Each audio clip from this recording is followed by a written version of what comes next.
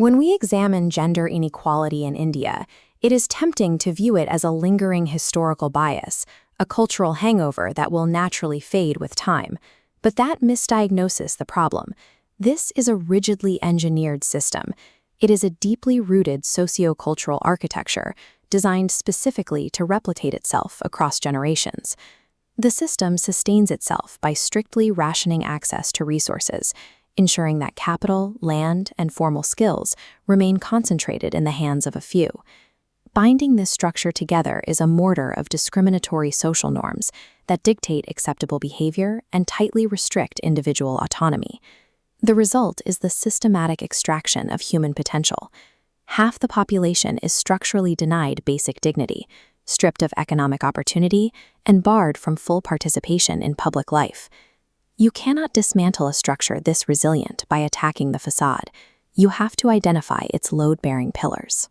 To figure out how to pull those pillars down, we have to look backward to the mid-19th century, where the first successful attempts to fracture this system occurred.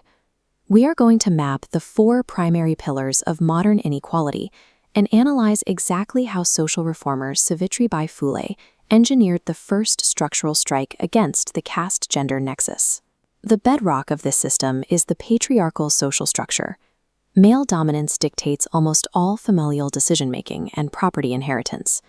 By locking women out of inheritance, the system prevents independent female capital accumulation. Resting right next to this is the second pillar, cultural practices.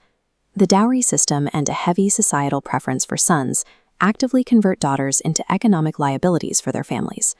To mitigate this perceived financial risk, early marriage and strict restrictions on physical mobility are used to trap women firmly within the domestic sphere.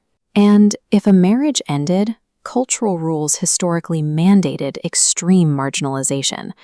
Widows faced profound restrictions that amounted to a forced social death. The third pillar holding this together is economic dependence, driven largely by a deliberate denial of education. Without access to formal skills or employment, economic survival becomes entirely reliant on the patriarchal family unit. The cycle feeds itself. The final pillar is the institutional framework. Even when gender justice laws exist on paper, ineffective enforcement leaves massive gaps, creating a protective shield around the other 3 pillars. Family, religion, and media provide the continuous social conditioning required to normalize the entire arrangement. Because these 4 pillars are so deeply interconnected, attempting to reform just one aspect is mathematically doomed to fail. A foundational strike is required. To see what a foundational strike looks like, we shift our timeline to the mid-19th century. This was Pune in the 1800s, a city deeply entrenched in orthodox traditions and rigid social hierarchies. It was here, in 1848, that Savitribai Phule and her husband Jyoti Rao initiated a radical intervention. They opened the first girls' school in India. This opening of classrooms functioned as a targeted structural attack, aimed precisely at the foundations of the social hierarchy. Phule specifically opened her classrooms to marginalized and oppressed women, intentionally bypassing the upper caste elites who traditionally held a monopoly on learning. She recognized an intersectional reality known as the caste-gender nexus, the fact that gender inequality is inextricably linked to and reinforced by caste oppression. By educating marginalized women, Phule was driving a wedge into the exact point where patriarchal structures and caste structures lock together. We can map her historical actions directly onto our architectural model. By forcefully advocating for widow remarriage, Phule directly attacked the first pillar, disrupting the patriarchal control over inheritance and familial capital.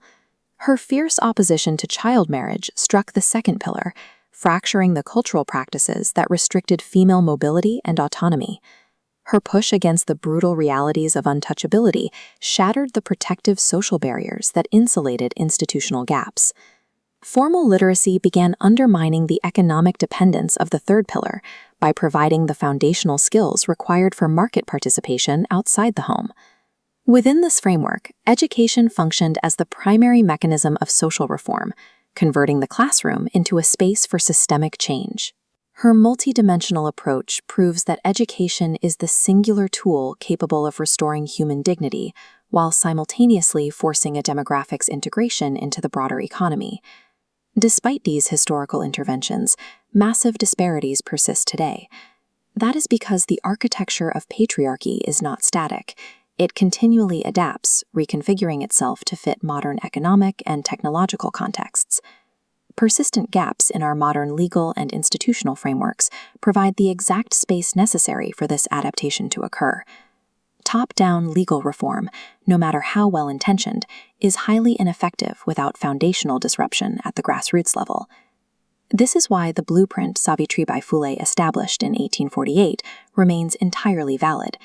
Empowering the most marginalized populations through highly targeted education remains the ultimate societal countermeasure. We have to stop viewing education as a passive right and recognize it as an active instrument for breaking deeply entrenched social conditioning. True gender justice cannot simply be legislated into existence from the top. It must be structurally engineered from the ground up, by following the blueprint of reformers who dared to strike at the foundational nexus of oppression.